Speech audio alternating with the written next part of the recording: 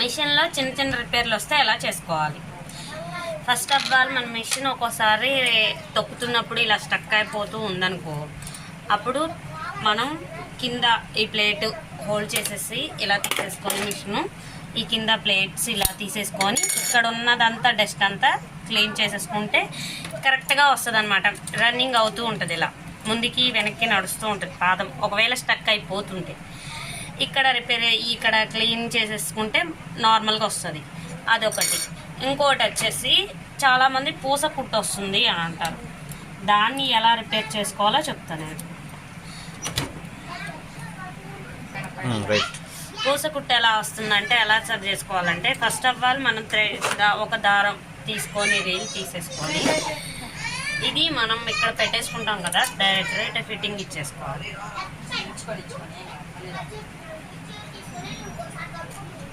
Fitting ఇచ్చేటప్పుడు ఇక్కడ tightness ఉందా లూజ్ ఉందా అని మనం ఫస్ట్ చెక్ చేసుకోవాలి.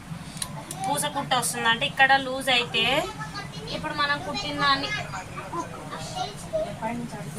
ఇప్పుడు మనం ఇలా కుట్టాం కదా, ఇలా కుట్టేటప్పుడు పైన లూజ్గా వస్తే కొంచెం కొంచెం లూజు పైన పూస కుట్టు వస్తేనేమో మనం బాబిన్లోనేమో ఇలా పెట్టేసుకోవాలి.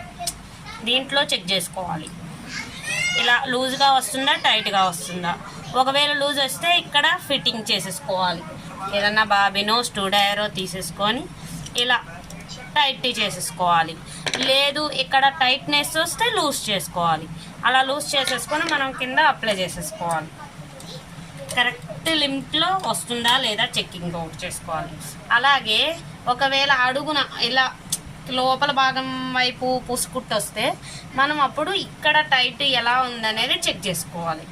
ఇక్కడ కరెక్ట్గా బాగా టైట్గా ఉంటే కొంచెం లూజ్ చేసుకోవాలి. ఒకవేళ లూజ్గా ఉంటే టైట్ చేసుకోవాలి. అలా చేసేసుకొని పెట్టుకొని ఆయిల్ వేసి కుట్టేస్తే ఆయిల్ వేసేసి కుట్టుకుంటే మళ్ళీ లైన్లు కరెక్ట్గా వస్తుంది, పూసుకుట్టు పోతుంది. అంతే. ఈ పాదంలో కరెంట్ పాస్ అవుతూ ఇది ఇలా తొక్కిన దానంతా అదే స్పీడ్గా పోతుంది అని అంటే మనమే రిపేర్ చేసుకోవచ్చు లోపల. అది నేను ఎలా చేసుకోవాలనేది చెప్తాను. దానంతటిగా అదే కంట్రోల్ కాకుండా వెళ్ళిపోతుంటుంది ఒక్కోసారి పాదం. అది మనం ఎలా రిపేర్ చేసుకోవచ్చు అనేది చెప్తున్నా. ఫస్ట్ మనకు కావాల్సిన స్క్రూడ్రైవర్లు అన్నీ తీసుకొని ఈ నట్లు పొడి తీసేసుకుంటాం.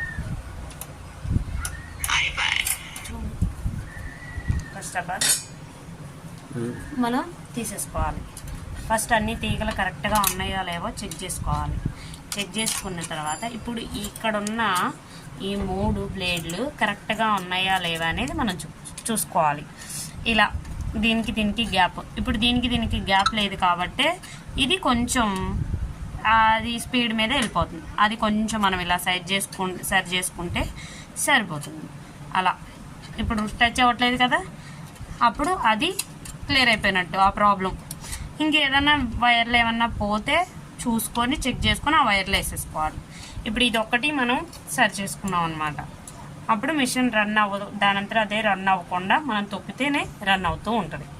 ఇది సింపుల్ ఇలా ఉంటుంది. మళ్ళీ మనం ఇవన్నీ ఏమన్నా ఉంటే బాల్ఫ్లు అన్నీ చెక్ చేసుకొని చూసుకున్న తర్వాత మనం ఫిట్ చేసేసుకొని రన్నింగ్ చేసుకోవచ్చు.